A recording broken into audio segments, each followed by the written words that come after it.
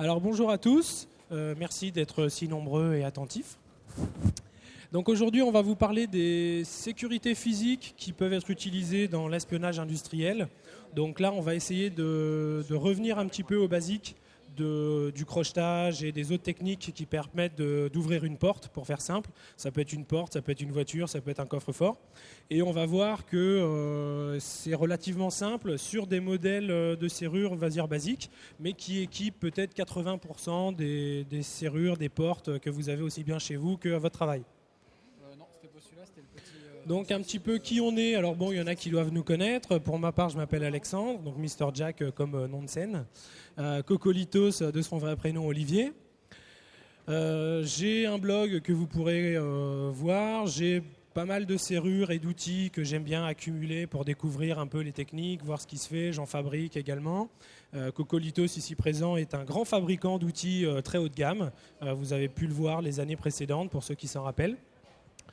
C'est également un très grand crocheteur, bien meilleur que moi. Et moi, je suis plus dans les techniques un peu plus farfelues, qui ne sont pas du crochetage, mais on va en parler un petit peu après. Ouais, voilà, moi je suis un peu plus barré peut-être. Voilà, et j'ai monté récemment une entreprise de conseil et de vente et de formation pour aussi bien les serruriers, les entreprises qui veulent apprendre à se protéger ou les forces de l'ordre qui ont besoin d'apprendre soit à reconnaître du matériel, soit à l'utiliser. Donc voilà, alors vous verrez, le site est encore en préparation, mais vous pourrez jeter un œil d'ici quelques jours pour ceux qui veulent. Alors pourquoi est-ce qu'on parle de sécurité physique dans une conférence sur la sécurité informatique ? Il y a une raison très simple, c'est que si vous prenez des serveurs, n'importe lesquels, où il peut y avoir des mots de passe, des firewalls, des choses compliquées pour y accéder depuis l'extérieur de manière informatique, si nous, physiquement, on peut rentrer et simplement se brancher dessus, mettre une clé USB avec un cheval de Troie, un virus ou n'importe quoi, vous allez voir que toute votre sécurité informatique, on va pouvoir la faire diminuer si on peut insérer une backdoor par exemple dans un système.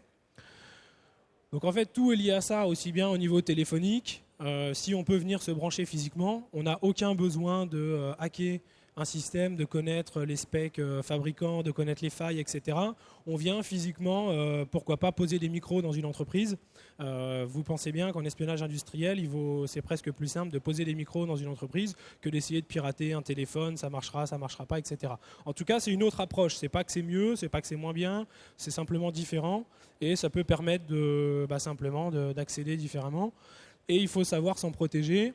Le dernier petit exemple, c'est vous imaginez que vos salles serveurs, pour quelqu'un qui peut rentrer physiquement, c'est un peu comme aller dans un supermarché, se servir, prendre des serveurs, poser des clés USB qui vont faire des petites choses sympas et s'amuser.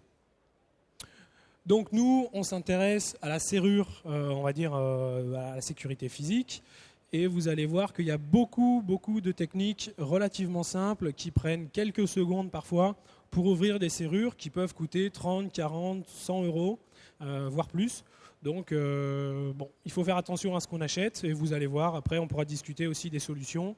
Et moi ce que je vous invite surtout à essayer vous-même, à ne pas croire ce que disent les fabricants, à ne pas croire non plus YouTube où il y a plein de gens qui crochettent, où des fois c'est un peu pipoté, où le mec il a peut-être fait 100 vidéos pour en avoir une où il arrive à ouvrir rapidement.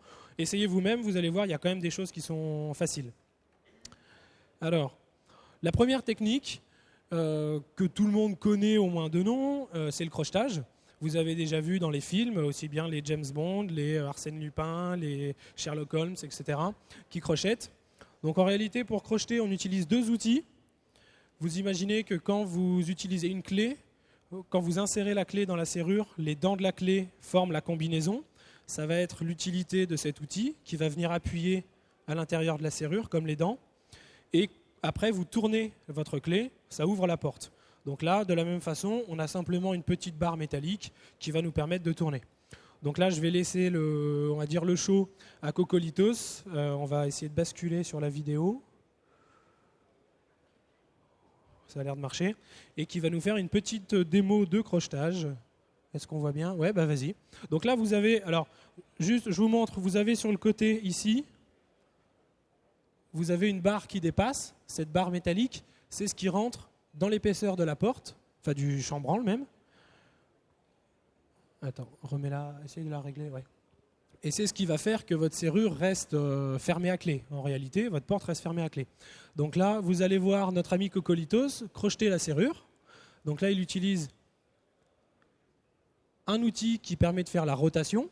Donc là, on voit à peine, mais il exerce une petite force de pression de ce côté-là pour faire tourner la serrure. Et avec ce deuxième outil, et voilà. Donc là, vous voyez, en à peine 20 secondes, il vous a crocheté une serrure. Alors je tiens à vous informer quand même que ces serrures-là n'ont pas été trafiquées, c'est des vraies serrures. C'est une serrure qui vaut dans le commerce dans les 20 € à peu près. C'est pas grand-chose, mais bon, quand on met 20 € dans un produit, on aime bien que ça serve à quelque chose.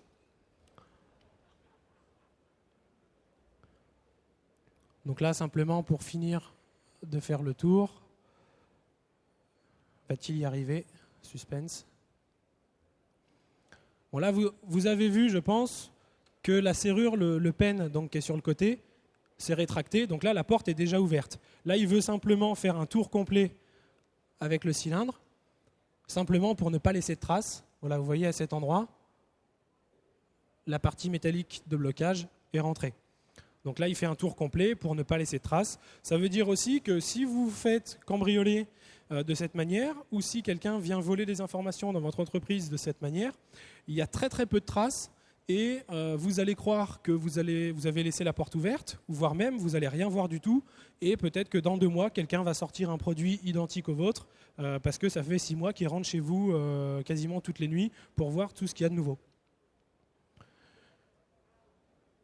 Alors attends, je vais montrer.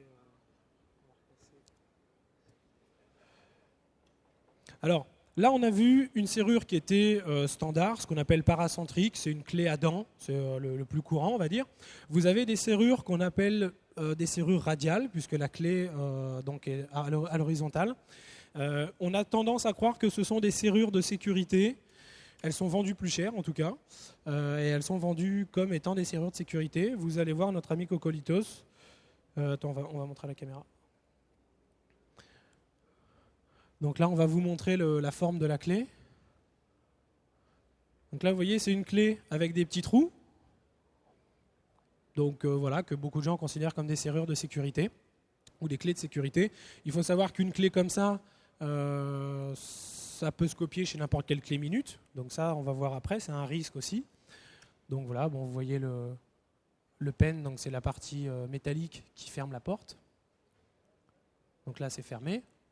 Et pour ça, on utilise des outils légèrement différents, donc toujours la même chose.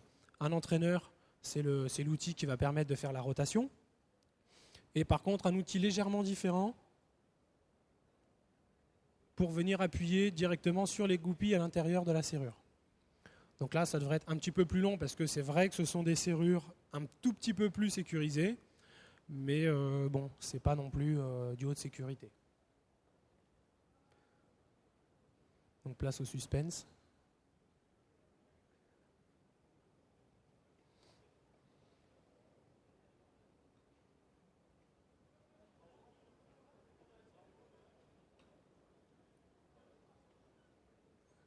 Bon, pour ceux que ça intéresse, tout à l'heure, il y aura un workshop. Vous en avez entendu parler, donc vous pourrez essayer un petit peu. On aura des outils à disposition en mode free party pour ceux qui veulent essayer un petit peu. On vous donnera des conseils.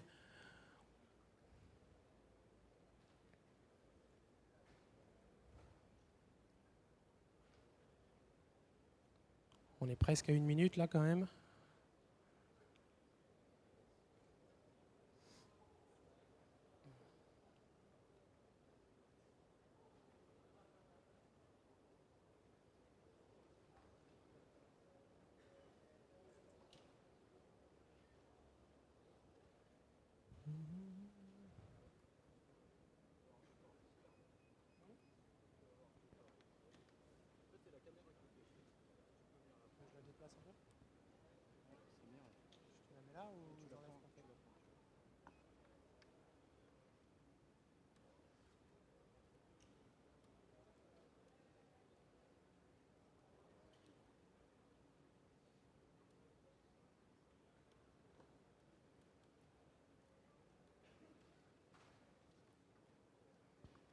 On n'est pas loin, on n'est pas loin.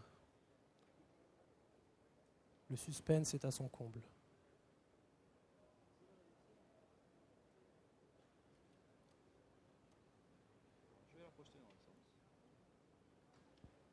Alors, donc là, il essayait de l'ouvrir dans le sens de l'ouverture.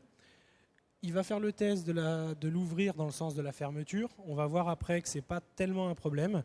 On a un petit outil qui s'appelle un plug spinner ou un lance-rotor qui permet de faire tourner le... Pas de bol. Ben en fait, c'est ça d'installer Avast et McAfee en même temps. C'est pas... Bon, j'ai pas voulu payer.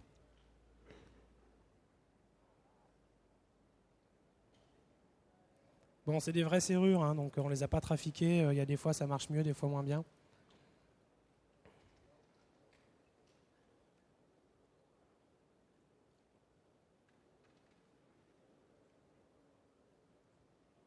Bon, il a le stress là aussi. Hein. D'habitude, il fait ça la nuit. Et voilà, c'est ouvert, bravo.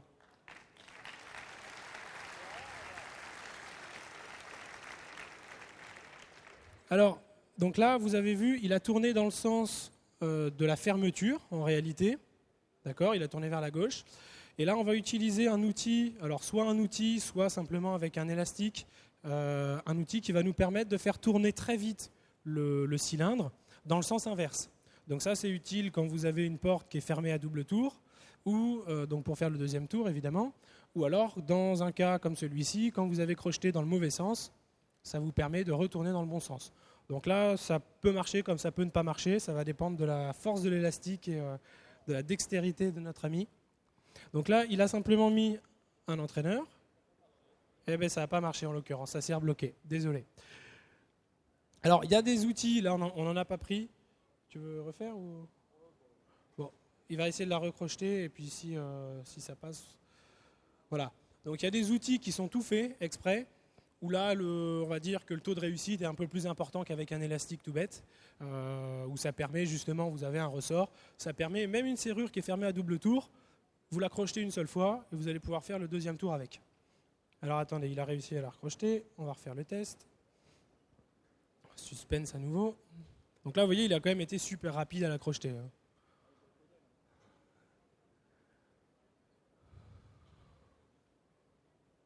Attention. Bon, encore raté. Désolé. Bon. Prochaine fois, on amènera un outil fait exprès et on aura peut-être plus de chance. Mais bon, ça marche quand même, hein, dans l'idée. Alors, là, on va parler d'autres types d'outils qui utilisent un principe mécanique qui est un peu comme le pendule de Newton, qui fait que quand vous lâchez une boule, vous avez une seule boule qui va à l'opposé, qui va sauter. Donc là, avec un pick gun, donc un pick gun, c'est un pistolet mécanique, c'est un pistolet de crochetage, donc qui a exactement cette forme-là. On va vous en montrer un à la vidéo. On va frapper les goupilles du haut. Donc les goupilles sont faites de deux hauteurs, on va dire. Vous avez une goupille active qui est censée toucher la clé, une goupille passive qui touche le ressort. Et en frappant avec le pistolet, on va faire la même action qu'une bille qui viendrait frapper au-dessus et qui ne va repousser que la bille du bout, donc la bille opposée, en l'occurrence la goupille passive. Et donc là, vous voyez que ça vous crée un vide entre la goupille active et la goupille passive, et ça va vous permettre d'ouvrir. Donc là, on va vous faire la démo avec un pic manuel, qui n'est pas d'une efficacité redoutable, mais bon, ça se trouve beaucoup sur Internet. Donc là, on va passer sur la vidéo. On en trouve beaucoup sur Internet et ça fait rêver pas mal de crocheteurs au début. Et on se rend compte que ce n'est pas le meilleur outil. Et après, donc, ouais, alors c'est normalement du matériel professionnel.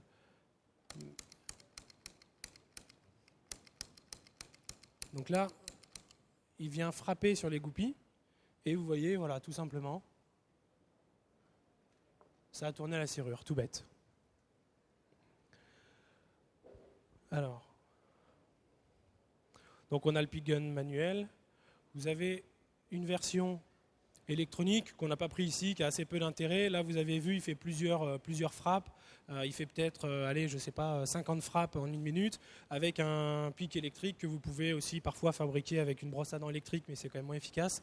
Vous avez plusieurs centaines, voire plusieurs milliers de frappes à la minute, ce qui fait que vous allez pouvoir faire plusieurs tests, parce que évidemment, c'est pas magique. Il faut tourner la serrure précisément au moment où vous avez le vide. Sauf que ce vide, il s'annule avec les ressorts, il dure 1/10 de seconde, à peine. Une autre technique qui est un peu plus facile à utiliser, c'est ce qu'on appelle une bump key, ou une clé de frappe, qui, avec ses dents taillées en V, elles sont toutes taillées au maximum, par rapport à la hauteur normale de la clé. Toutes les dents sont taillées, mais elles sont taillées en V, ce qui permet de frapper les goupilles, et de faire le même effet qu'avec le pistolet. Donc en frappant, ça donne un effet vers le bas. Les goupilles actives ne bougent pas ou très peu, et en réalité elles vont donner une force aux goupilles passives pour créer un vide ici.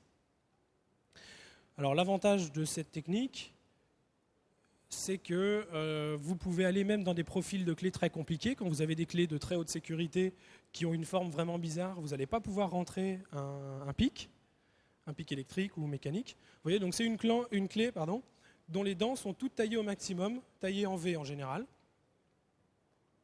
Voilà. Donc ça, ce sont entre guillemets des passe-partout, mais pas tout à fait, parce que vous allez voir, il va essayer la clé dans la serrure, vous allez voir que la clé ne tourne pas, ça n'est pas la clé de la serrure. D'accord ? Et donc là, il va venir frapper sur l'arrière de la clé, tout en tournant légèrement. Attends, je vais te prendre la caméra. Vas-y.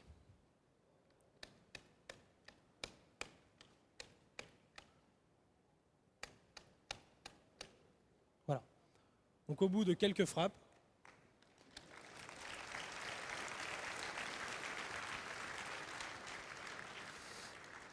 et alors, attends, on montre à la caméra, oui. Donc là, vous voyez, ça actionne comme une vraie clé. Une fois que vous avez tourné, comme une vraie clé, vous actionnez le mécanisme de fermeture. Vous enlevez la clé et la serrure reste intacte. Vous pouvez continuer à utiliser une clé normale. Donc, évidemment, si on utilise un microscope, on va pouvoir voir quelques traces infimes laissées par la clé, puisque évidemment, l'utilisation n'est pas la même qu'une clé traditionnelle. Mais comme ça, à l'œil nu, vous allez rentrer chez vous, vous allez utiliser votre clé, ça va fonctionner sans aucun problème. Voilà. Vous voyez, c'est d'une efficacité redoutable entre de bonnes mains, on va dire. Et il faut les bonnes clés, évidemment, puisqu'il faut une clé différente pour chacune des formes de serrure. Mais après, rien n'empêche de la fabriquer, ça se fabrique à la main. Voilà. On pourra en parler aussi pendant le workshop pour ceux qui veulent. Alors, qu'est-ce qu'on a ensuite ? Alors, là, on s'attaquait à la serrure directement, donc à l'emplacement de la clé. On peut s'intéresser à tout ce qu'il y a autour, donc ce qu'on appelle le bypass, ou le contournement de la sécurité. C'est ce que font les serruriers quand votre porte est claquée et qu'ils utilisent une radiographie pour simplement rétracter le pen triangulaire, le pen demi-tour. On peut le faire aussi voilà, sur un cadenas. Non, prends celui-là. Donc là, on va vous montrer à la caméra. Donc là, vous avez un cadenas qui est très difficile à décoder. Même quand on connaît la combinaison, il faut bien 25 secondes pour réussir à l'ouvrir, tellement c'est compliqué. Sauf que vous allez voir... Tu veux que je fasse ? Ouais. Ah ouais. Vous allez voir avec un petit outil qu'on appelle un shim ou un feuillard. C'est simplement une petite pièce métallique très fine. Attends, je vais montrer un peu mieux. Vous voyez, c'est quelque chose de tout bête. Ça peut se fabriquer avec de la canette de Coca ou des canettes de Red Bull, il y en a plein. Et donc là, on va simplement le glisser sur le côté du cadenas. Si ça marche.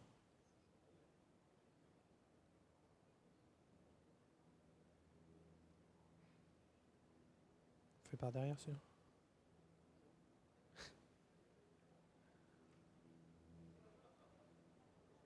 C'est bon ?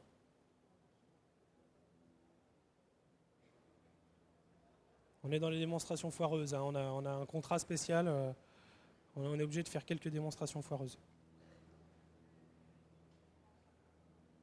Essaye derrière. Essaye derrière. Essaye toi. Ouais, tiens la caméra. Change d'utilisateur. Attention, on change d'utilisateur, d'ouvreur.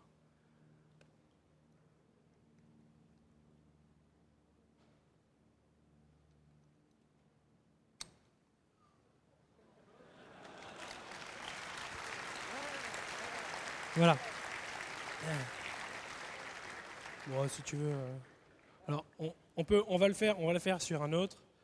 Donc là, on espère qu'il va y arriver. Sinon, au pire, bon, bah, c'est pas grave, on trouvera quelqu'un qui pourra nous le faire. Et voilà, bravo. Donc là, je ne sais pas si vous connaissiez ces cadenas. Je pense que certains parmi vous en ont déjà vu. C'est des cadenas qui sont quand même de bonne sécurité parce que pour trouver la combinaison, c'est assez difficile. C'est un cadenas qui n'est pas donné. Ça doit être entre 10 et 30 euros selon les marques et selon les distributeurs. Moi, j'estime que quand j'achète un cadenas à 30 euros, j'aime bien qu'il serve à quelque chose et qu'on ne puisse pas l'ouvrir avec une canette. Donc voilà, c'est intéressant à savoir. Il faut savoir que ce type de cadenas est quand même très facile à ouvrir. Alors, une autre méthode de bypass, où là, on va passer également dans la serrure, mais on ne va pas simuler la présence d'une clé. On va simplement effacer toutes les composantes de la serrure, toutes les goupilles. Alors, vous allez voir, parce que ce n'est pas très clair comme ça. Donc là, je vous montre simplement. Normalement, quand on a une clé, les goupilles qui sont ici en jaune, les goupilles actives, sont censées rester dans le rotor, dans le barillet, si vous voulez, ce qui va tourner avec la clé. Là, on va venir repousser avec des dents très longues. On va venir repousser l'intégralité du blocage, on va dire, des éléments de blocage, en dehors du système qui doit tourner. Donc là, on va vous montrer. Ouais. Donc, voilà à quoi ça ressemble dans la réalité. C'est un bout de métal qui s'achète sur Internet ou qui se fabrique à la maison avec pas grand-chose. Vous avez un cadenas de bonne marque et de bonne sécurité, a priori, qui n'est pas facile à crocheter en plus. On vient appuyer avec les dents à l'intérieur du cadenas. Et tu veux pas utiliser l'entraîneur ?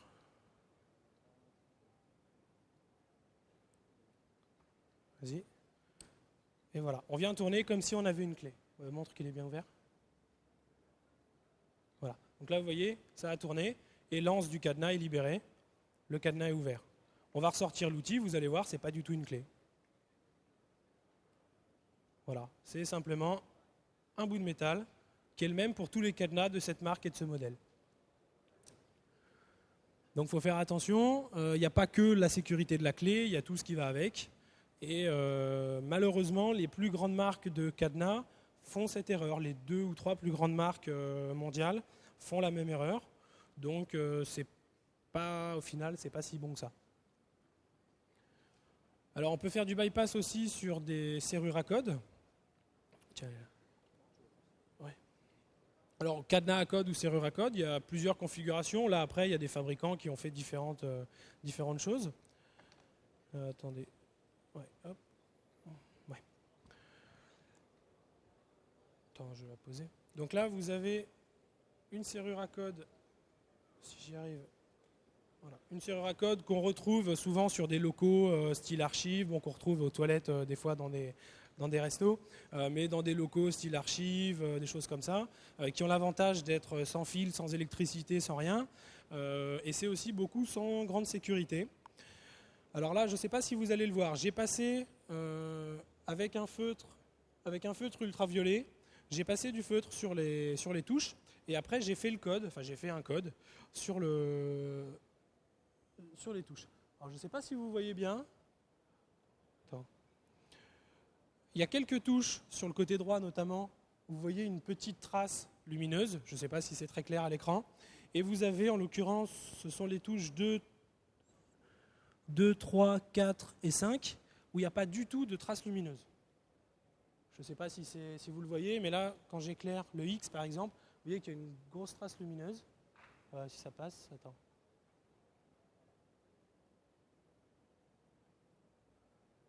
Bon, on voit pas très bien, je suis désolé, on pourra le constater après quand vous viendrez, si vous voulez, au workshop ou autre. Ouais, là, on le voit assez bien. Donc voilà, tout simplement pour vous dire que ça, c'est une serrure à code qui n'a pas d'ordre dans la combinaison. Le code 1, 2, 3, 4, c'est le même que 1, 3, 4, 2, par exemple. Donc c'est on va dire une faille en soi. Il suffit de mettre un peu de feutre, un peu de peinture, un peu de graphite, n'importe quoi, et de venir voir plus tard que ça a été effacé. Ça vous donnera les touches qui ont été appuyées par un utilisateur. Vous les appuyez dans l'ordre que vous voulez, vous allez pouvoir ouvrir. Alors une autre technique pour les ouvrir, c'est en forçant, donc on va remettre à 0. Alors en l'occurrence, les touches que j'avais appuyées n'étaient pas les bonnes. Enfin, que j'avais fait, c'était exprès pour la vidéo, et je ne vais pas vous donner le code complet, parce que cette serrure va servir au concours ce soir et on ne va pas changer le code. Alors simplement, si on force, est-ce qu'on voit, ouais. Si on force sur l'entraîneur, on va dire sur le bouton, on peut venir appuyer sur les touches. Il y a certaines touches, vous voyez, donc celle-ci bouge beaucoup, par exemple, et vous avez le numéro 4 en l'occurrence, qui bouge. Désolé. Donc là, je prends l'exemple, la touche numéro 3, elle bouge énormément. La touche numéro 4, elle a très très peu de recul. Donc là, elle bloque, en l'occurrence, parce que c'est une des touches qui doit être appuyée. Donc si j'appuie la 4, on peut revenir sur les autres. Celle-ci a très peu de recul par rapport à la numéro 1 qui a quasiment 2 mm de recul. Celle-là a très peu de recul. Voilà, et etc. En faisant ça, on va pouvoir trouver le code. Donc encore une fois, je ne vous le donne pas, je vous ai déjà donné deux numéros pour ce soir, pour ceux qui veulent faire le concours. Mais voilà, donc c'est une faille qui est la même sur les cadenas à code. Qui prend un peu plus de temps sur les cadenas à code, puisque souvent il y a des faux crans. Donc on va avoir peut-être 125 combinaisons à faire pour essayer. Mais bon, 125 au lieu de 999 ou 9999, c'est déjà une diminution de la sécurité.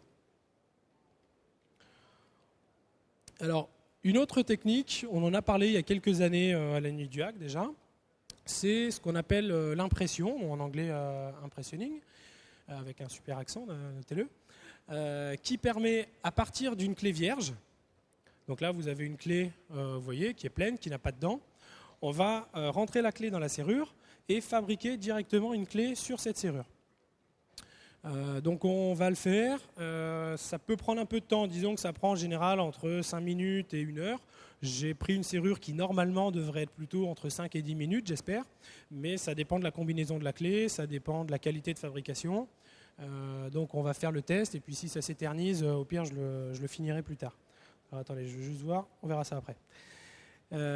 Ok, bah écoutez, je vais faire ça. Éventuellement, s'il y en a qui ont déjà des questions, c'est peut-être le moment pour les poser si vous voulez, puisque ça va peut-être prendre un petit moment, et puis on y répondra, mon ami Cocolitos et moi.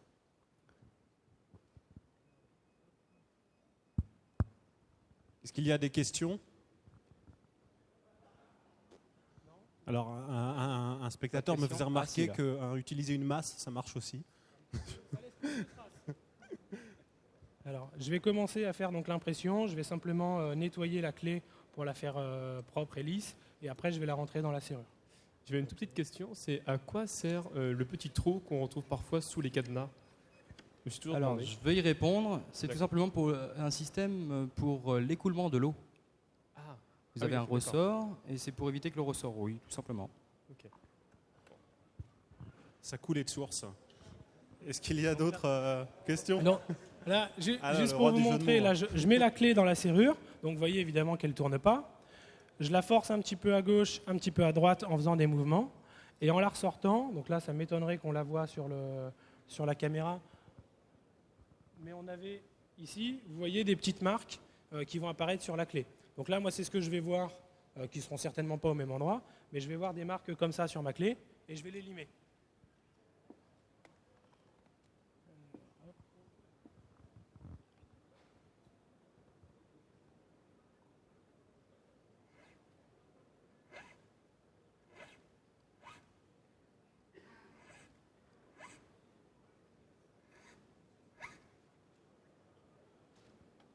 Et donc après, je vais faire plusieurs tests. À chaque fois, je vais modifier la combinaison de la clé.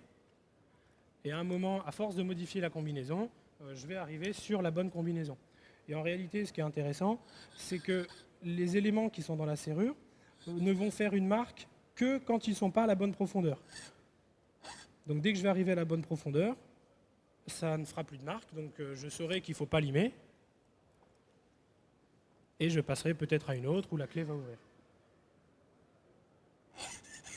Donc là, les emplacements que je lime, c'est simplement parce que je vois un petit point qui est fait par les goupilles à l'intérieur de la serrure. Donc je mets quelques coups de lime pour modifier un tout petit peu la combinaison et je remets la clé à l'intérieur. Et ça, c'est une technique qui peut être dangereuse pour une entreprise qui risque de se faire espionner, par exemple, parce que c'est une technique qu'on peut faire, par exemple, sur un mois, et à chaque fois, c'est simplement quelques secondes sur la serrure. Là, vous voyez, quand je mets la clé dans la serrure, ça me prend, on va dire, 5 secondes, et après, je peux partir et faire le reste du travail à la maison ou à l'atelier ou autre. Donc ça veut dire que quelqu'un qui a accès à une serrure pendant quelques secondes tous les jours va pouvoir faire la clé sans jamais se faire repérer.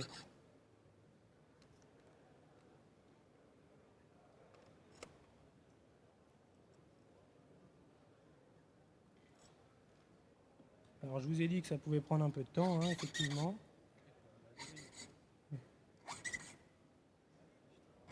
Il te manque une clé de série pour l'antivirus ?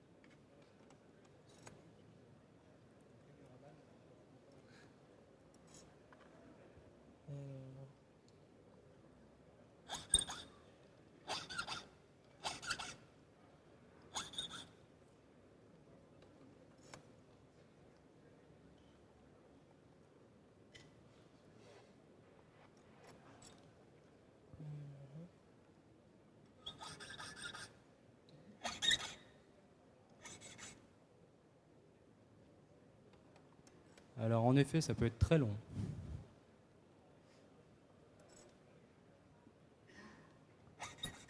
Peut-être qu'il va l'ouvrir, peut-être pas.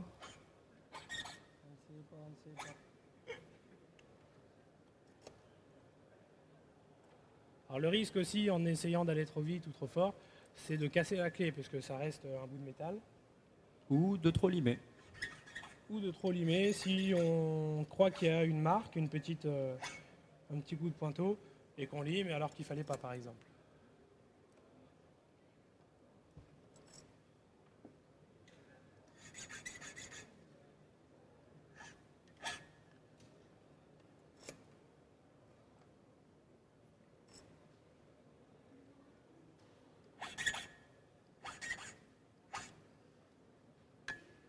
Bon, j'espère qu'on y est presque.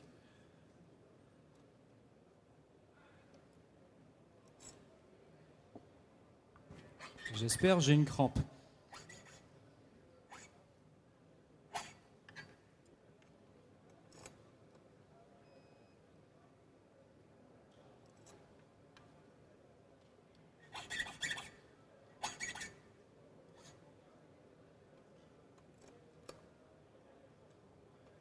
Et voilà, open. Allez, grand applaudissement, bravo. On avait une question ici, je crois. Donc là, vous voyez, ça a formé les dents d'une clé. C'est plus une clé vierge comme tout à l'heure. C'est une clé qui a des dents et qui fonctionne parfaitement dans la serrure. Voilà, vous pouvez le voir, ça fait tourner le mécanisme. On a une question pour vous, messieurs. Voilà. Voilà, donc ça c'est une technique qui est vraiment redoutable, moi que j'aime bien parce qu'elle est un petit peu compliquée, mais elle a vraiment ses avantages. Si vous l'utilisez, on va dire, pour faire des tests, vous allez voir qu'en seulement 5 secondes à chaque fois, vous allez pouvoir faire une clé. Et un espion industriel, il va peut-être avoir possibilité d'attendre un mois avant de rentrer. Par contre, une fois que vous avez fait la clé est utile directement. Dernière slide, dernière chose dont on voulait parler, c'est la copie des clés. Alors la copie de clé, ça peut être beaucoup de choses. C'est une clé basique que vous prêtez par exemple à un stagiaire, une femme de ménage, un client, un fournisseur qui vient chez vous. Vous lui prêtez un jeu de clés pour la journée par exemple. Il va chez le Clé Minute, il fait copier toutes les clés, il vous les ramène. Le risque aussi, c'est sur Internet. Si vous tapez sur Google copier clé de maison, copier clé, etc., vous avez des entreprises sur Internet qui vendent des clés en toute légalité, puisque vous avez le droit de copier vos clés sur Internet. Sauf que ça veut dire que quelqu'un qui va relever, par exemple, un numéro qui est gravé sur vos clés, si vous regardez, la plupart d'entre vous ont des clés avec un numéro gravé. Ce numéro va permettre de refaire une clé directement sur Internet. Et une technique, moi, que j'aime bien, c'est la copie de clé à partir de photos. Donc là, vous avez une clé à disque de bonne sécurité qui vaut un peu cher. Enfin, une serrure comme ça vaut un peu cher. C'est utilisé dans des applications, on va dire, sécurité, même sécurité nationale, etc. Sauf que c'est une clé qui est relativement simple, qui, à partir d'une seule photo, au pire 2 photos, peut être décodée. Et donc là, on a fait le test simplement avec un logiciel 3D, comme il en existe beaucoup. Vous avez la possibilité de refabriquer votre clé. Et on a fait, pour faire le test, on a fait imprimer ces clés. Et les clés étaient fonctionnelles. Donc les premières clés étaient en plastique, ça tournait, c'était un petit peu fragile, mais ça fonctionnait. Et après, on a fait le test de faire imprimer en métal, puisque vous avez maintenant des entreprises qui proposent de faire de l'impression 3D, aussi bien sur du plastique, de la céramique et du métal. Donc on a fait le test, on a des clés parfaitement fonctionnelles qui nous ont servi évidemment uniquement à titre de test, mais qui peuvent fonctionner pour quasiment n'importe quelle marque et n'importe quel modèle, pour peu qu'il n'y ait pas de pièces mobiles ou d'aimants ou d'électronique à l'intérieur. Voilà, alors moi je vous encourage, déjà je vous remercie de nous avoir écoutés, de nous avoir regardés. Je vous encourage à essayer par vous-même, parce que moi je vous dis une chose, bon vous pouvez me croire ou pas me croire, à regarder un peu sur YouTube, à écouter ce que disent les fabricants, mais surtout vous faire votre propre idée. Parce que les fabricants, évidemment, vont vous dire qu'ils ont les serrures les meilleures du monde. Et sur YouTube, vous voyez des mecs qui ouvrent en 10 secondes des serrures qui valent 200 €. On va dire qu'il y a un juste milieu. Et je pense que le plus pertinent, c'est de le découvrir soi-même. Et si vous avez quelques questions, on est à disposition ici pour vous en parler. Ou après par mail pour ceux qui veulent en discuter un petit peu plus. Ou voilà, n'hésitez pas. On avait une question ici. Oui. Je pense que ça sera d'ailleurs la dernière question avec le temps qui nous est donné.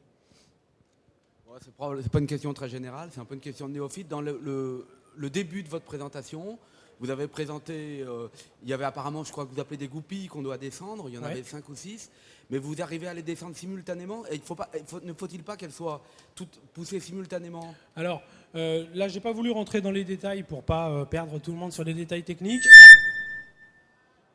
C'est toi, hein? Ah, c'est moi. Bon, je sais pas.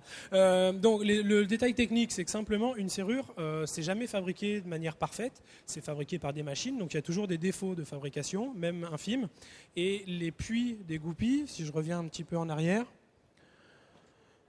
là, par exemple, les puits des goupilles, en réalité, ils ne sont pas tous alignés vraiment sur une seule ligne. Il y a un très léger décalage qui peut être de l'ordre de 1 centième, voire jusqu'à 1/10 de millimètre. Et ce décalage fait qu'on va pouvoir tourner le rotor, donc la pièce qui tourne normalement avec la clé. Si je peux revenir un peu plus. Voilà. Cette pièce-là, donc dans laquelle on rentre la clé, elle va tourner peut-être de 1 ou 2 degrés. Et comme il y a des défauts d'alignement des goupilles, il y a une goupille qui va se retrouver bloquée par la rotation de 1 ou 2 degrés. Donc en réalité, on peut appuyer les unes après les autres. Il y en a une qui va bloquer avant les autres. On ne sait jamais laquelle à l'avance. Il faut tester. Et il y en a une qui va frotter, c'est celle qui est vraiment bloquée. Voilà. Donc il n'y a pas besoin de toutes les appuyer simultanément. Question, pas question, je sais pas. Non, on est désolé. Il n'y a plus le temps pour d'autres questions. Ceci dit, vous aurez tout le loisir de leur poser toutes les questions que vous le souhaitez durant leur workshop. Et puis également, tout simplement cet après-midi, puisqu'ils restent parmi nous jusqu'à ce soir. Voilà.